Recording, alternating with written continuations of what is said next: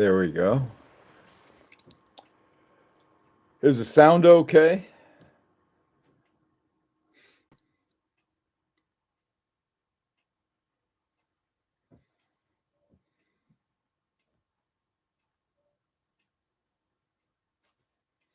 Morning, neighbor. Brian, how are you?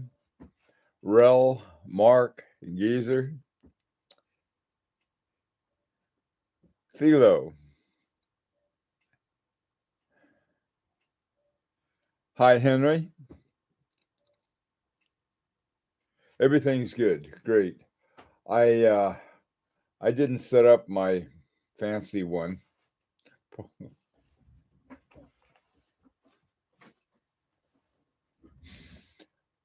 Okay, guys.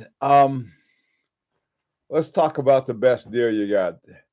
Philo, you got a paddock 5712 for um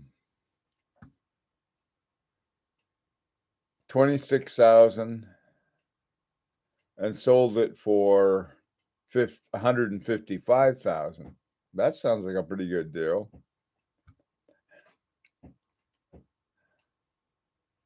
Hi, Jerome de Massey, Roger, Dominic.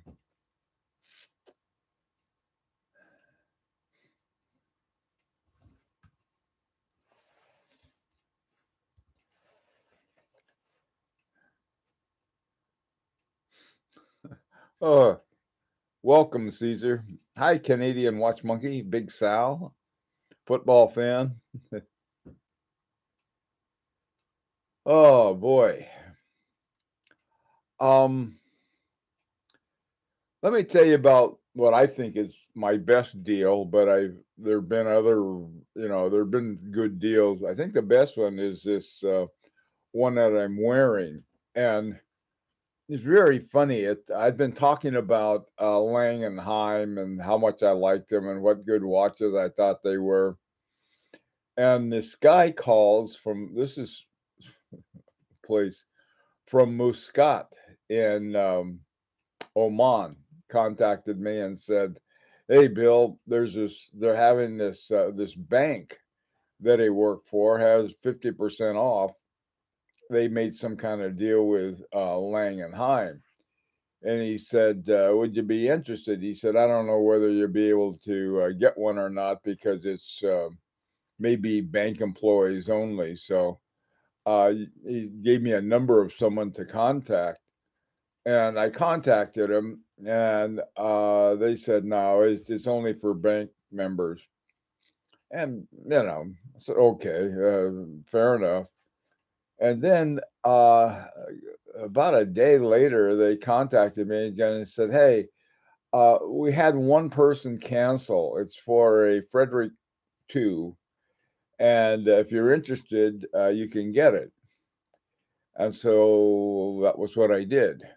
Now, to me, the important thing was the different contacts. Now, the way it worked out, I have a friend in Kuwait, and I contacted him, and I said, "I don't know these guys." He said, "Do you know anybody over there?" And he says, "Oh yeah, he helped me out on that one, took care of it for me." So there was things like that I think are important.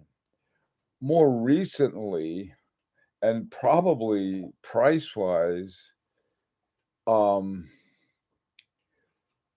this has been turned out to be a really fantastic watch. This is a Fabergé Alexei with the Frederick Piguet movement. Now, what these were,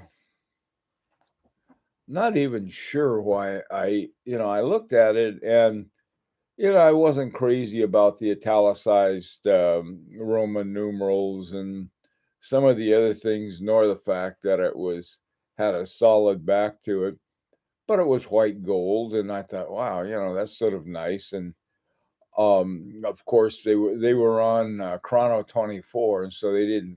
I think it was Chrono 24. Yeah, it was. It was Chrono 24, and on Chrono 24 they had uh, a thing, and it was like it was $6,600 or something like that. And I thought, well, I don't know that much about this thing. Oh, Lyrique Etude number one, of course, that was the very best deal. I got it for about tenth of its value.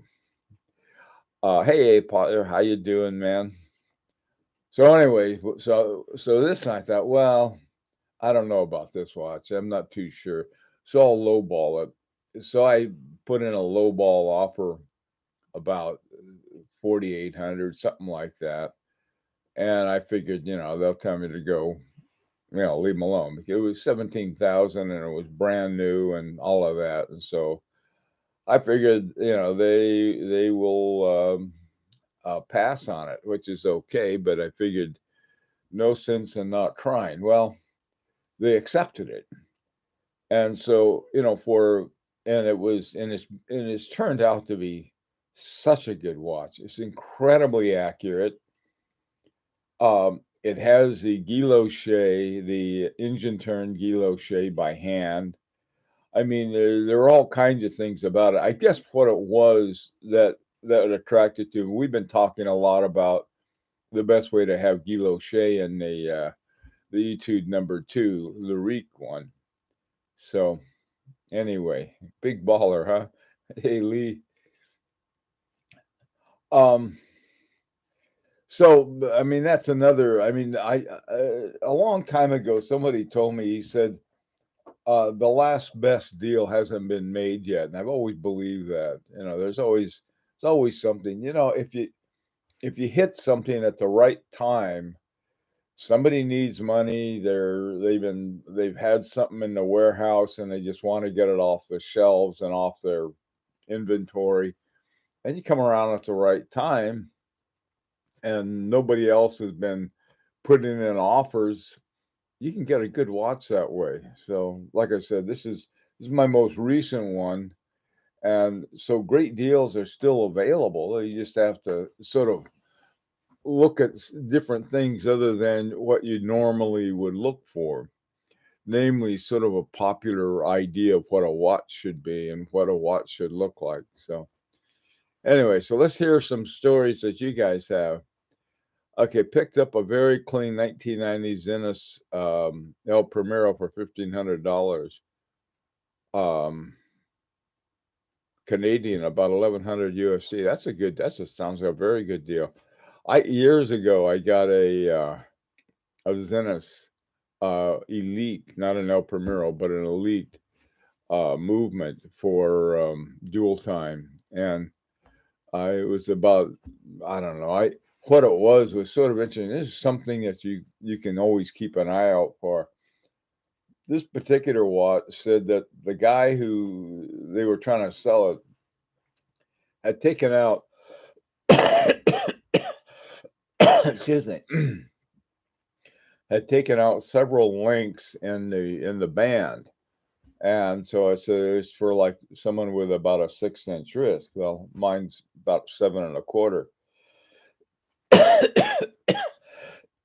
Excuse me. I've been getting over a cold. So anyway, I figured, okay, no one's going to buy that watch. Well, not no one, but very few people. And so I offered him half price on it and got it. Turned out to be a really good watch. It still runs well, but the hands quit moving, so I have to have it fixed. Thanks, Gilberto. This is actually on the mend.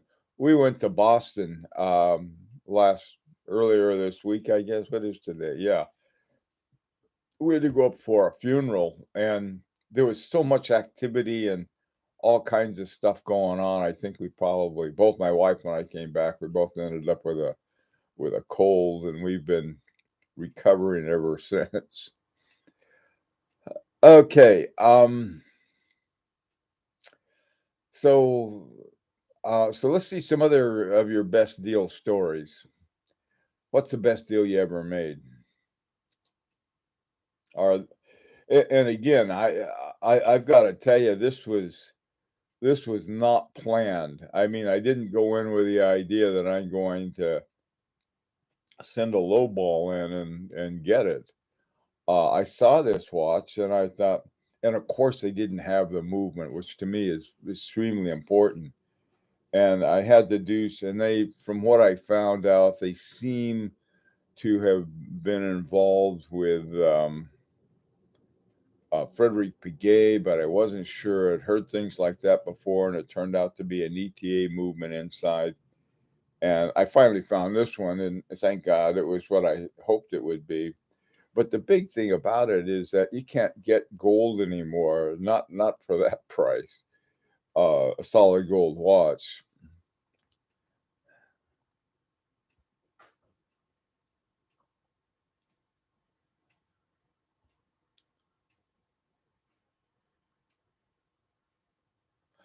Oh, a par. You got a Parmigiani Hebdo Madari for it was part of a divorce settlement. Man, that's like that story about the woman in a divorce settlement, not settlement, excuse me, before the divorce, sold her husband's Mercedes that was under joint ownership for $25. It was like, yeah, yeah. But you know, those things happen. Um, that's something a great deal. I'll regard my wimpy chronometer work Tono as a great deal. Now discontinued. Yeah, you know, Gilberto, a lot of times the you'll find a watch that's to me discontinued is sort of the place for excuse me for mining for the sort of for the gold of these kinds of things. Oh, you got an Alexi. Man, football fan.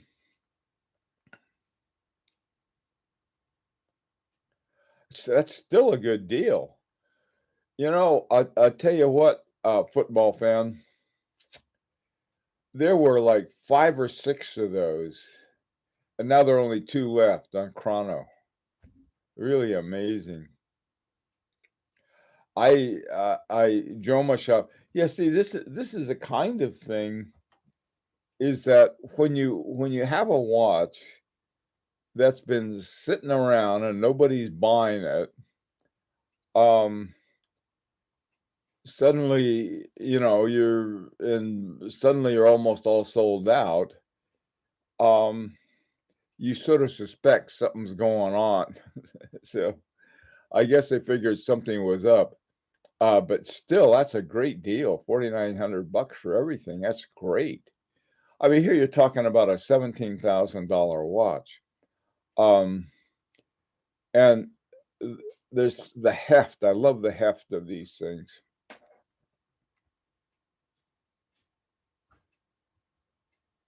Wow. Yeah. James, you got a DeVille, Omega DeVille. You know, the DeVille is, again, that's one of those watches, great watch that's very much undervalued. Hey, Caesar, I got a PF Tonda for 15.8, very good condition, from Japan. Yeah, you know, you can, those are a few, you can still get some of those, Caesar, but man, I tell you, that well is drying up pretty quick, so it's good that you got one.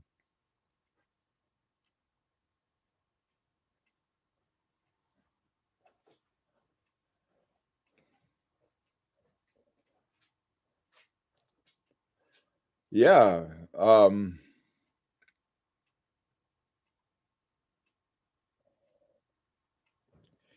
Rancher, in my opinion, you got one of the absolute best deals ever. The Urban Jurgensen in platinum. That watch is just, it's an incredible watch at an incredible price.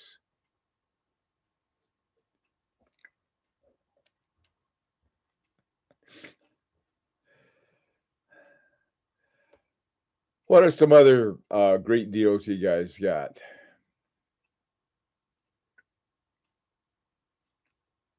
Ah,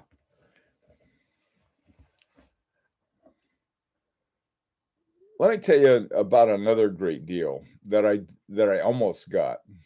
I don't know if that counts or not. There was your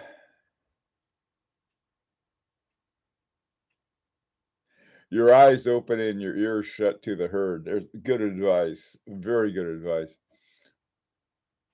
Wasn't your Chanel a good deal?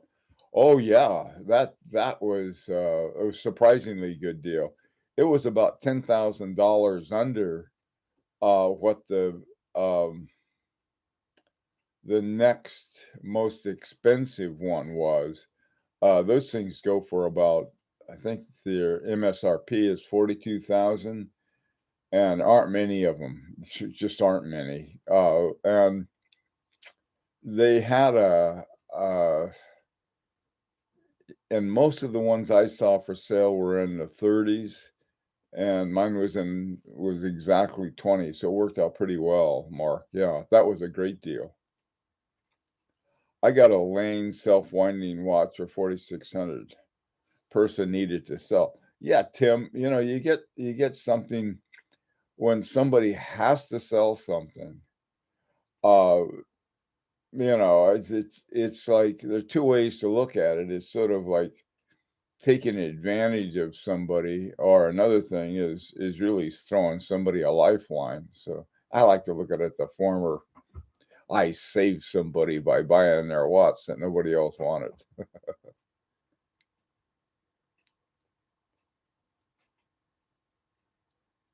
Yeah, I think you're right. Canadian Watch Monkey. Those two I think are crucial. Um,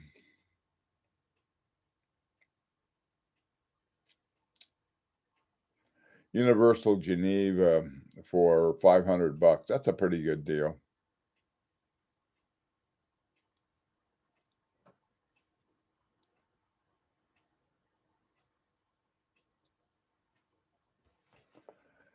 That sounds like a great deal that you got there, collector, Boston Collector.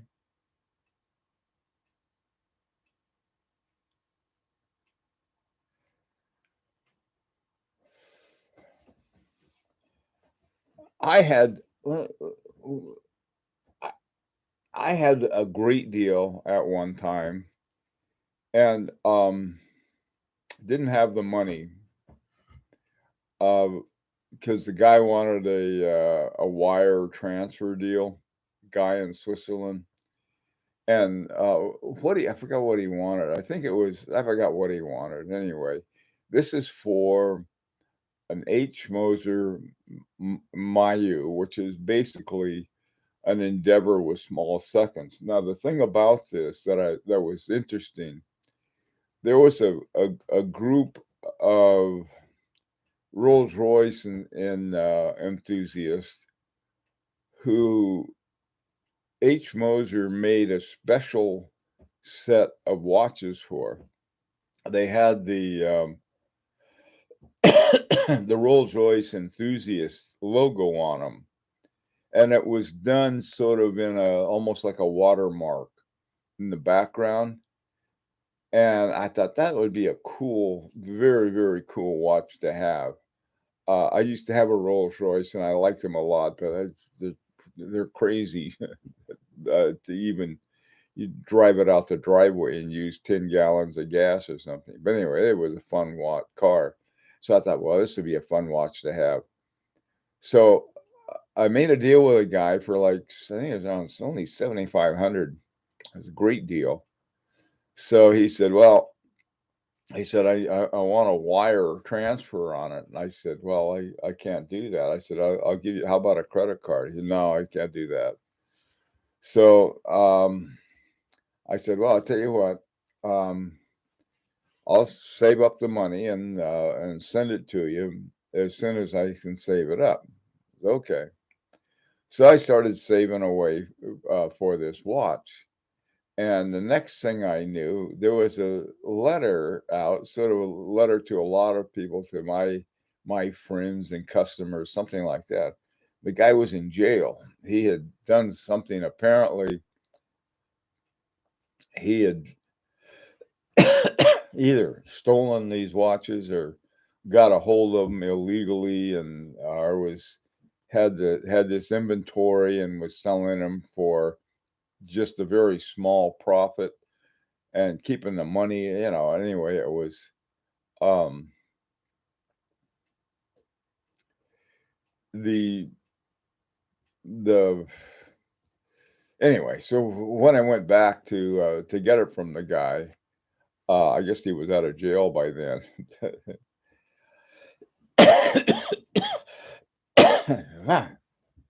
So anyway, so he the guy didn't have it anymore. It was advertised as having it, but he didn't have it. And by then he was in a lot of trouble, I guess. So he wasn't going to sell it because it didn't have anything to sell, or I don't know what the deal was, but that would have been a great deal if the guy didn't have to go to jail. So a Baume Mercier. Wow, that's a pretty good deal. Yeah, I didn't know Baume Mercier had JLC movements. That's interesting. I know that until recently, didn't have it. Boston Collector, this afternoon, I want to talk about that question that you have. Where do you look for the best deals? And is it word of mouth or certain websites? It's all of the above, plus others. There were quite a few good deals in the time of Switzerland when it was still up. That was probably the place, Gilberto. I didn't have cash back then. I think that was who it was time of Switzerland. There's a place in Malaysia, trying to think of the name of it. They were great. They had a ton of H. Mosers and they had wonderful buys on them. They really did. And they went so quickly. By the time I got around to wanting one from them, it was gone.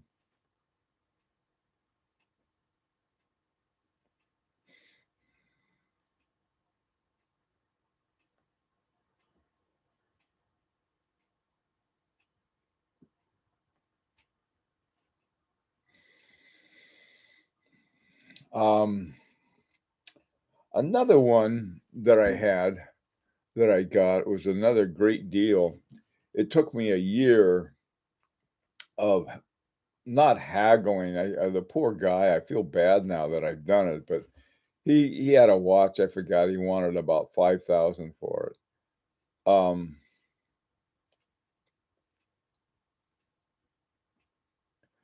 Yeah, that's a good advice, rancher. That is a good advice. Anyway, going back to another good deal, it was one that I think the guy wanted $5,000 or $6,000 for it. It was a steel watch. It was Parmigiani Culpa, had a blue Robinette blue dial on it. The guy hadn't sold it in a long time, and I figured with that colored dial, there aren't a lot of people who want it. It had a solid gold rotor, all of these things. So I offered the guy 3,000 for it, and he said, "Nah, forget about it." And I kept pestering him, coming up with it again and again, and he hadn't sold it. I mean, if he had sold it, you know, more power to him. But he finally said, "All right, if just quit bothering me. You can have it for I think it was like 3,500. Great watch." After about a year and a half, the stem broke. Wouldn't It would just start wasn't didn't work at all anymore. So I sent it in for a service, and the service was about $1,000 to the Parmigiani service center in Miami. Man, they did such a good job. It was like getting a brand new watch, and so all of the haggling that I did, I guess you call it haggling, or the persistence to get a price that I wanted, sort of paid off in the sense that yeah, I saved, several thousand, but then had to pay 1,000 in getting it fixed up. Not a problem. So many people say, "Oh, gee whiz, that's a lot of money." Man, right now I've got my FP Journe in for its second service. I had it serviced back in 2017 when I retired, and forgot what it was back then. Now it's not cheap. I'll put it that way. So that's another thing is that people say, well, if you try to lowball on something, you get a watch that's not quite right, and you have to send it in for service. Let me tell you, that's okay. It's not a bad way to get a great deal. You end up with something that is really a good buy. So and then you spend the money that it would take for the service price, and you're in pretty good shape.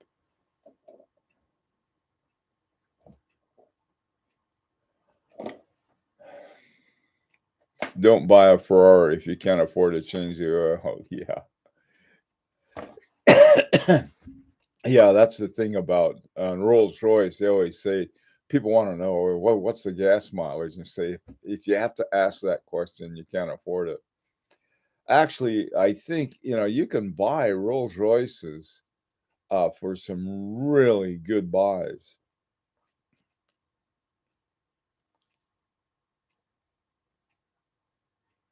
Yeah, good point, Brian. Yeah, you end up with a watch if you lowballed it and get it, and then you have to pay for having it serviced. It's the same. You're still going to have to pay the asking price. You pay the asking price, and that's simply yeah. You're right. Yeah, good point.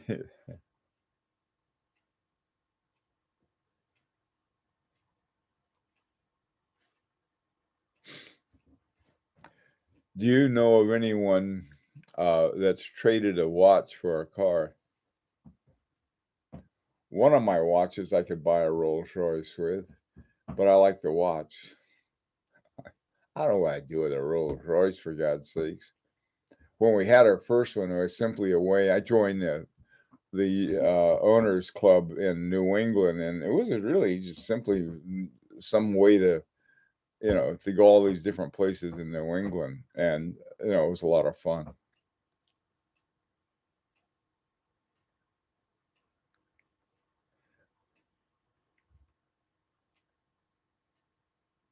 Yeah, James, that's the thing is that once you're retired, you can look at all kinds of things.